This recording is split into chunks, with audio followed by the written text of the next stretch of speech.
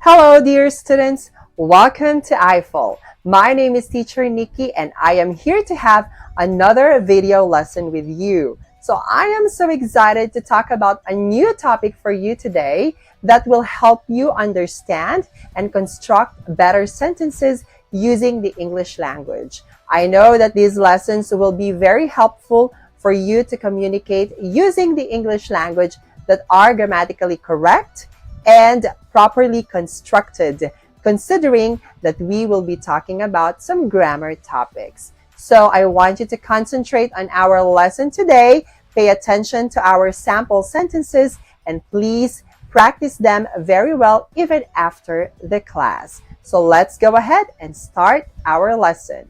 Let's go. So for the next modal verb that we have here, we have must. So must is a modal verb most commonly used to express certainty. It can also be used to express necessity or strong recommendation. So although native speakers prefer the more flexible form have to, okay, must not can be used to prohibit actions, but this sounds very severe or too strong. So some speakers prefer to use soft modal verbs such as should not or ought not to dissuade rather than prohibit. So let's see some examples that we have here. So this must be the right address. So this is certainty, I'm sure. So students must pass an entrance examination to study at this school. So this is necessity. So next, you must take some medicine for that cough. This is a strong recommendation. Jenny, you must not play in the street. This is prohibition. So you are not, Jenny is not allowed to do that. Okay, now it is your turn to think of your example sentences using the modal verb must, okay, for certainty, necessity, strong recommendation, and prohibition. Okay? Now, going forward, let's talk about must in different time tenses. Okay? So, for must, talking about certainty. In the present form, we say, that must be Jerry. They said he was tall with bright red eyes. So that's for present. So for past certainty, we use must have. That must have been the right restaurant. There are no other restaurants on the street. And for certainty, there is no future form. Okay? Now for the past, we just use must not have.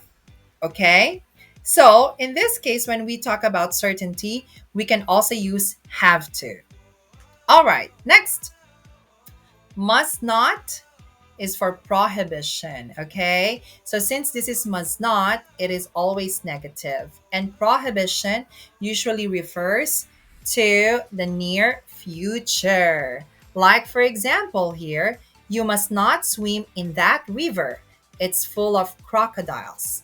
You must not forget to take your malaria medication while you are in the tropics. Okay? So, always negative. So, must for strong recommendation. So, for present, we just say must. You must take some time off and get some rest. For past, we use should have. You should have taken some time off last week to get some rest. And for future, you also use should. You should take some time off next week to get some rest. So you can just partner them with the past time or the future time. So for negative, for present, we just use mustn't. You mustn't drink so much. It's not good for your health. So for past, shouldn't have. Shouldn't have drunk so much that caused the accident. And shouldn't drink at the party. You are going to be the designated driver. So here you can just use should. Next one, must for necessity. So you must have a permit to enter the national park. This is present. For the past, you just use have to, but it should be in had to. We had to have a permit to enter the park. For the future, just use must. We must get a permit to enter the park. All right. So for the negative form, we just use don't have to for present, didn't have to for past, and won't have to for future. Okay? Now, remember that must not and do not have are different terms. Must not suggests that you are prohibited from doing something, so not allowed. Don't have to suggest that someone is not required. You may do it, but you are not forced to do that. Okay? So that is what we know about this one. You must not eat that. So that is prohibited.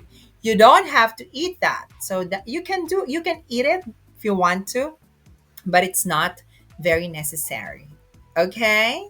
So I hope you find our lesson today very helpful.